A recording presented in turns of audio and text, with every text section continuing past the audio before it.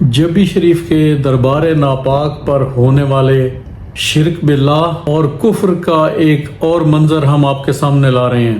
ہو کیا رہا ہے یہ دیکھیں، درخت کے ساتھ بندے جھولے، جس کو ہماری علاقائی زبان میں گھگوٹیاں کہتے ہیں۔ چھوٹے بچوں کو سلانے کے لیے مائیں چارپائی کے ساتھ کپڑا دونوں طرف سے باندھ دیتی ہیں اور اس میں بچے کو لٹا دیتی ہیں تاکہ وہ اپنی نیند پوری کر سکے۔ یہاں مشرکوں کی رسم کچھ ایسے ہے، بے اولاد عورتیں اس درخت کے ساتھ یہ گھگوٹی باندھ کے بیچ میں پتھر لٹکا جاتی ہیں، اور یہ پتھر بچے کو ظاہر کرتا ہے، اور ان کم ظرف عورتوں کا عقیدہ یہ ہے کہ اس طرح ان کے ہاں اولاد ہو جائے گی، اور اگر کسی کی اولاد ہو جائے تو پھر وہ اس پتھر کو نکال کے اس کی جگہ چڑھاوا چڑھا جاتی ہیں، مٹھائیاں، کپڑے یا کھانے پینے کی چیزیں رکھ جاتی ہیں، اور اس میں وہ پرساد، وہ چڑھاوا مشرکانہ عمل کر کے پیروں کے جس تعویذ فروش اڈے سے وہ تعویذ لیتی ہیں، چاہے وہ گندی مشین ہو، کالا شاہ کاکو ہو، قاتل کلندران ہو یا مامو پارٹی لیا والی، ان کو بتا دے گی، وہ لوگ اس پرساد کو اس گھگوٹی سے نکال کے یہ مال حرام کھا لیں گے۔ شاید آپ کو معلوم نہ ہو کہ پرساد کہتے کسے ہیں۔ پرساد اس گندی مٹھائی کو کہتے ہیں جو ہندو مندر میں جا کے اپنے بتوں کے اوپر چڑھاوا یا نذرانہ چڑھاتے ہیں، اسے پرساد کہتے ہیں۔ شرک باللہ کا اس سے بڑا نمونہ آپ کو نہیں ملے گا۔ اب میں ان درختوں کے ساتھ پتھر لٹکانے والی بہنوں سے براہ راست مخاطب ہوں۔ میری بہنوں، ہم تو اسلام کی برکت سے ایک عرصہ ہوا ان پتھروں سے منہ موڑ چکے تھے۔ رسول اکرم صلی اللہ علیہ وآلہ وسلم کی بعثت کا مقصد یہ تھا کہ ان پتھروں کے آگے سجدہ ریز ذلیل ہوتی انسانیت کو ان پتھروں سے ہٹا کے ایک خدا کے آگے سجدہ ریز کرنا تھا، اور یہی توحید ہے۔ یہ حرام خور پیر اس حرام کاری سے بھلا آپ کو کیوں روکیں گے؟ ان زانی، شرابی، چرسی، بھنگیوں، جواریوں کو بکرے اور سور کے گوشت کا فرق تک معلوم نہیں، حرام اور حلال کا فرق کیسے معلوم ہوگا؟ میری بہنوں، میں درد بھرے دل کے ساتھ آپ سے ایک سوال کرتا ہوں، کیا آپ خود اس جھولے میں پڑے پتھر کے بدلے پیدا ہوئی یا میرے اللہ نے آپ کو پیدا فرمایا؟ کیونکہ خالق تو میرا اللہ ہے۔ کیا آپ کے والدین کو اللہ نے پیدا فرمایا یا ان قبروں میں پڑے مشرکوں کے ساتھ یہ جو درخت لگے ہوئے ہیں ان میں پڑی ان گھگوٹیوں کے پتھروں کے بدلے آپ کے والدین پیدا ہوئے؟ کیا آپ جواب دے سکتی ہو؟ یقیناً نہیں۔ میری بہنوں، اولاد تو اللہ کا انعام ہے، تو انعام جب کوئی دیتا ہے تو وہ خوش ہو کے دیتا ہے یا غضبناک ہو کے دیتا ہے؟ تو مجھے بتاؤ کہ آپ کے اس شرک کے باعث اللہ پاک خوش ہوتا ہے یا غضبناک ہوتا ہے؟ یقیناً آپ کے اس پتھروں کے پوجنے کے شرک کے باعث اور ان جھوٹے مکار فریبی پیروں کے ان قبروں کے اوپر جانے سے، ان کو پوجنے سے، یہاں دعائیں کرنے سے، یہاں منتیں ماننے سے وہ غضبناک ہوگا، وہ آپ کی گود کبھی بھی ہری نہیں کرے گا، اس دنیا میں بھی آپ کو بے اولاد رکھے گا اور آخرت میں جہنم کا عذاب بھی دے گا۔ تم اللہ کا خوف اختیار کرو، ڈرو اس دن سے جب آپ کا حساب ہونا ہے اور آپ کو اٹھا کے جہنم میں پھینکا جائے گا۔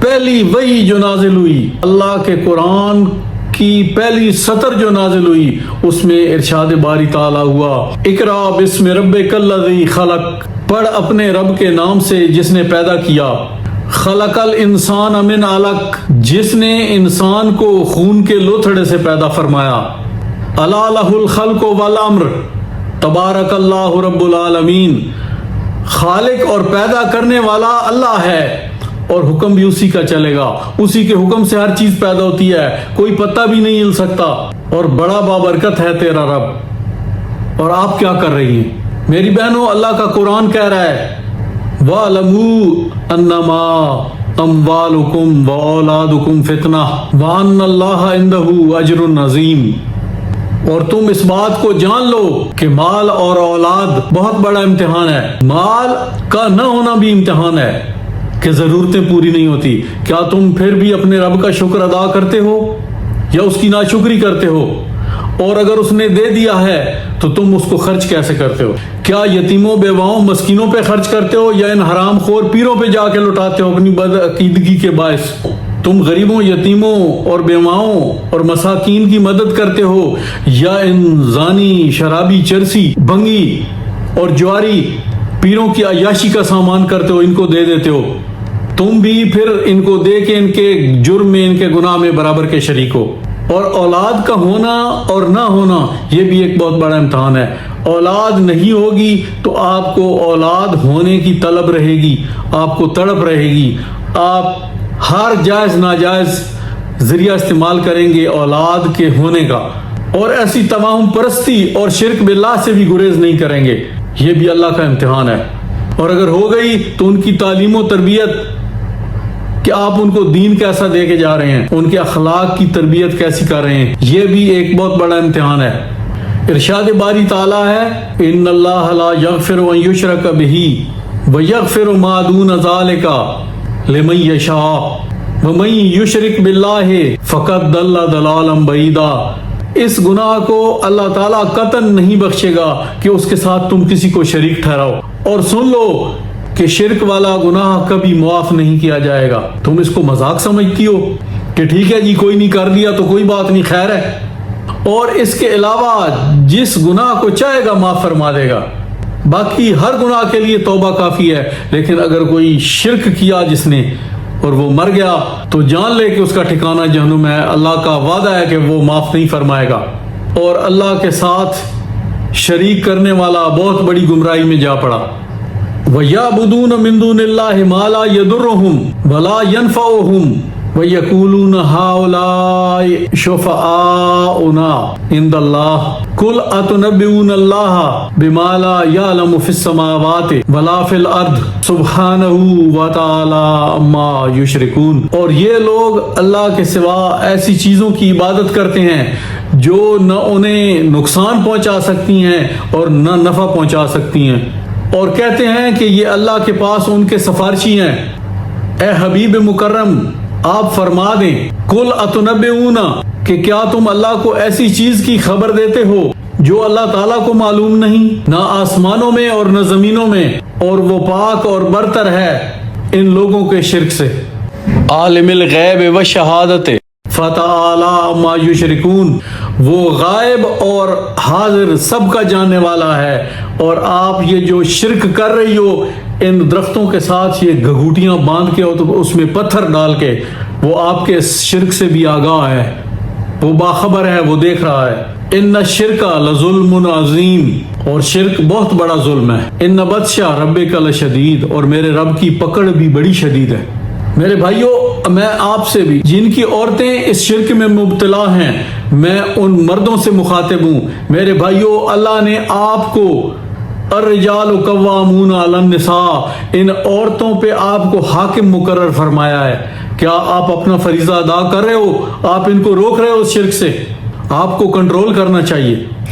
جس گھر کی عورتیں اولاد کے لیے پیروں کے پاس تعویذ لینے جاتی ہیں، اس گھر کے مرد کو کسی اچھے حکیم سے علاج کی ضرورت ہے۔